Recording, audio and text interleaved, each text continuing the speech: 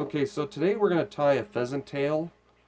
First, what we're going to do is we're going to take this thread, we're going to wrap it a good few times, and we're going to wrap it all the way kind of back about here. And what we're going to do is we're going to take, now there are two colors you can use with this. I use copper, but you can also use gold as well in small size, or whatever, just go according to what your hook size is. And then what we do is after that, and then what you do is you take some pheasant tail feathers. I use a good few of them here, a good 4. Yeah. So anyways, what you do is you take these pheasant tail feathers, or fibers I should say, and you want to even them out like this, you know, on the tips. And I don't like these fuzzy things here. These fuzzy things drive me nuts, so I clip those suckers off at the end there when you pull them off. But anyways, once you do that, what I do is I tend to take these here and make it the tail about that long, about the length of the shank of the hook. And I'm going to wrap this up about right here. And what I do is I wrap this pheasant tail here, these fibers. I'm going to do them by hand, or you know what, let me do it this way.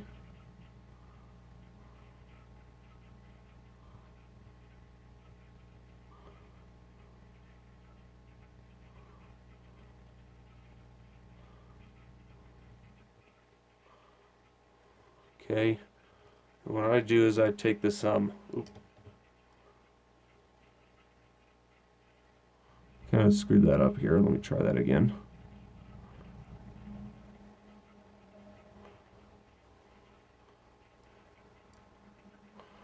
I'm going to wrap this a good few times. Once you get that all the way about right there, then what I do is I take my wire here, wrap it a good few times, make it spiral. I'm just going to wrap this a good few times here.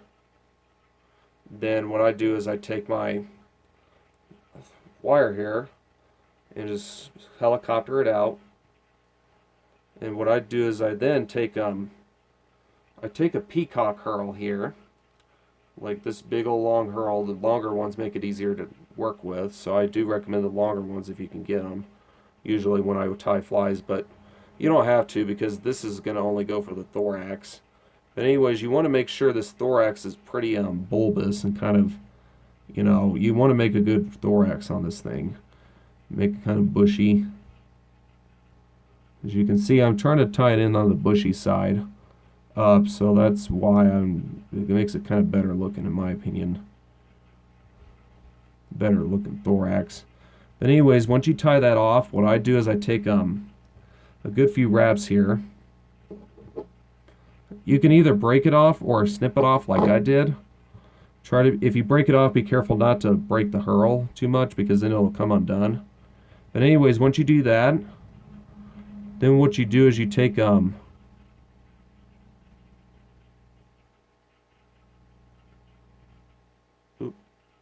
I want to kind of manipulate these end fibers here.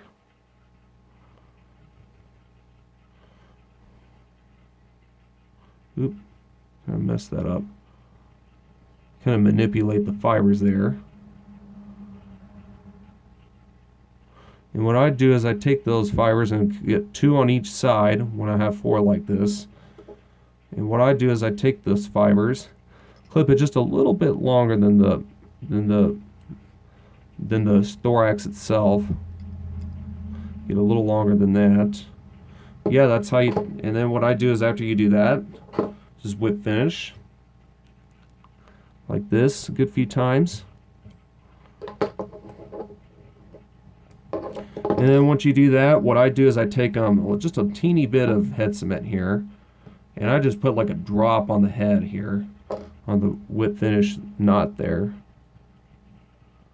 And that's it. That's how you do that. That's a regular pheasant tail. Now there are many variants of this, I know, but this is like the more traditional modern one like we use now.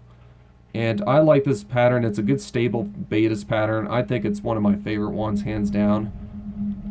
It's a go-to pattern for me, as well as, and it's also very easy to tie. You can whip these up pretty easily. And it imitates many, not just betas, but many mayfly nymphs. And you can do it in different sizes. This is just a 16, so. But yeah, thanks guys.